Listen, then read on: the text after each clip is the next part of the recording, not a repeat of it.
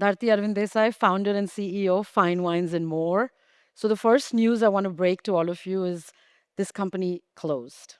Okay, so don't go looking for it. I think the website might still be there. So if you look for it, you might find it, but it's a closed company. So I'm here today to talk about not my success, but I'm here today to talk about two failures of my life that have shaped me, that have made me who I am today. I love headlines, so even for my failures, I'm going to talk about two headlines. So, first, an arranged marriage, 7 years, failed.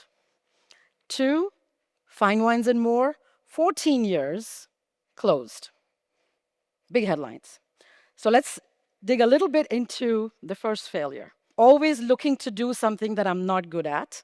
So I was told when I was going to go into grade 6 that I should learn French, only because the other choices were Tamil, growing up in Chennai after having moved from Ahmedabad, or Sanskrit. So my practical brother said, "What are you going to do with Sanskrit?" And I was told that Tamil would be very hard because it looks very different. So take French. So I took French.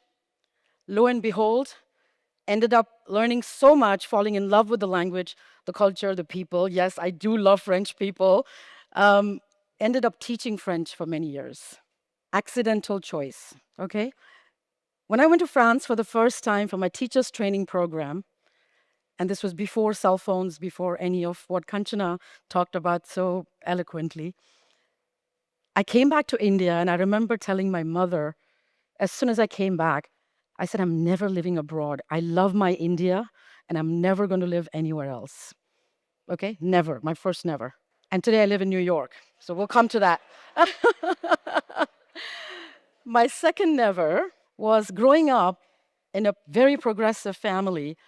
I was told, fly as high as you can, but remain grounded as per your namesake. Dharti means earth, right? As all of us know. I was told, remain grounded, but fly as high as you want. So I was this loudmouth who went everywhere and talked about how you should not be having an eyes closed arranged marriage and you should not trust anybody blindly. Definitely don't go to a foreign country where you don't know anything what you're going to end up with and have an arranged marriage. So life as we know is what happens while you're busy making plans. I said I'll never have an arranged marriage, so my second never ended up doing that. So let me talk about that arranged marriage, which was my failure number one. My ex-husband was from the United States.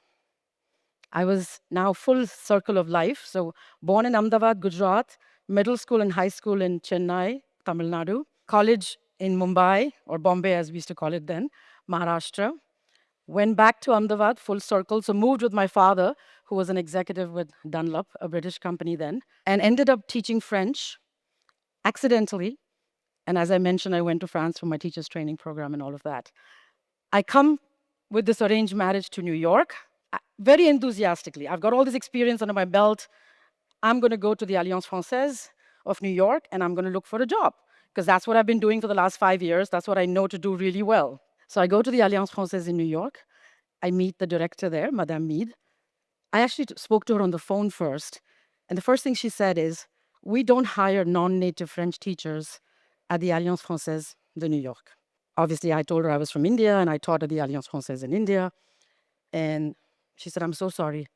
I said, well, Madame, and this whole conversation is in French, of course. So I said, Madame Mead, could you please just give me some time? I'd love to come, become a member of the Institute, maybe come for the movies, come for the shows. She said, sure. Went again, stacked with all my wonderful references. She spoke to me for 2 hours, all in French. Still said, sorry, no can do. Left thinking, okay, I'm not going to get this. Next thing I know, opened the newspaper, New York Times. Everything French is in my mind because that's all I knew to do, right? Air France, passenger check-in agent, JFK. Easy enough, let's do it. Took it, got hired, started working. Day 4 on the job, I get a call from Madame Mead saying, I have one class, beginner level. Would you like it? It's only 2 days a week. I said, of course, I would love it. Took it. 4 years later, became the busiest professor of the Alliance Francaise, taught actors like Liam Neeson executives from Banque Nationale de Paris, Société Générale, all of these incredible places where I ended up learning about entrepreneurship. So my, big connection to becoming an entrepreneur in my later years came from being a French teacher, where I was almost not accepted. In the meantime, at home, marriage was failing. Unfortunately, I did not spend enough time, and my ex-husband was very, very unwell mentally. Discovered along the way a lot about mental health. I had no idea. Raised in India, I was given to understand you're either sane or insane. And there's so much in between that I had no idea about. So I learned a lot from that failed marriage about, what is emotional well-being and mental well-being. My daughter was born accidentally 7 years into the marriage. I won't go into the gory parts of the marriage. Let's keep this whole thing about why failures are all about success. I ended up realizing that if I didn't break this vicious cycle, because my ex-husband was raised in a very toxic environment and it was spreading, it was continuing, I couldn't bear to see my little girl go through what her father had gone through.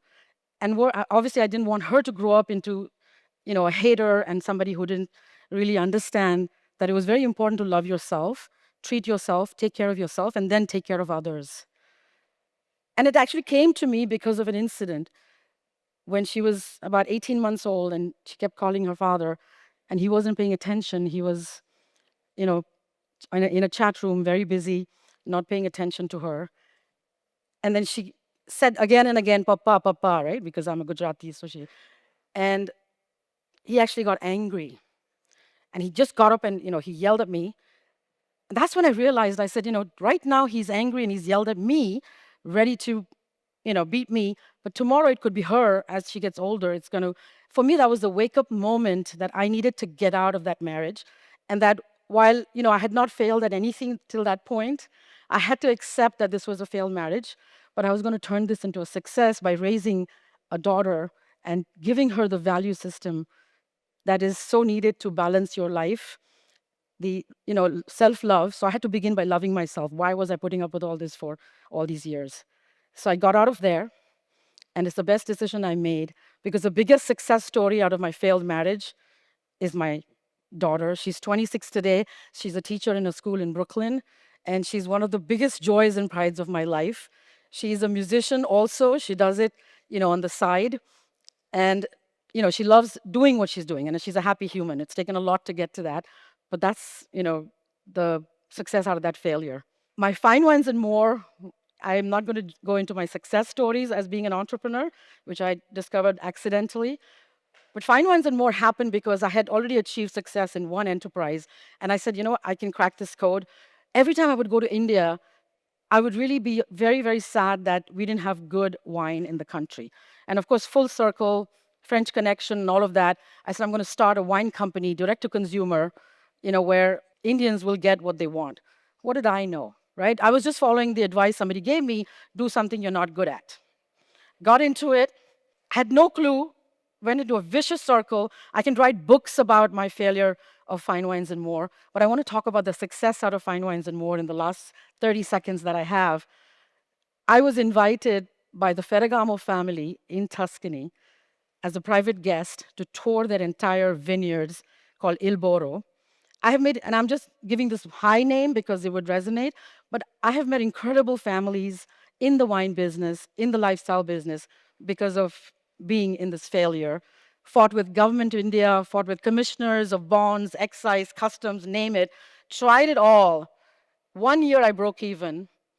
A lot of times I struggled, couldn't make it. But the friends and the lessons I got from this business has really brought me to where I am today. And I continue to build on, understanding my failures and making them my own and using them for my successes. Thank you so much. I'm out of time. I'd have loved to talk a little more, but thank you for being here. I appreciate it.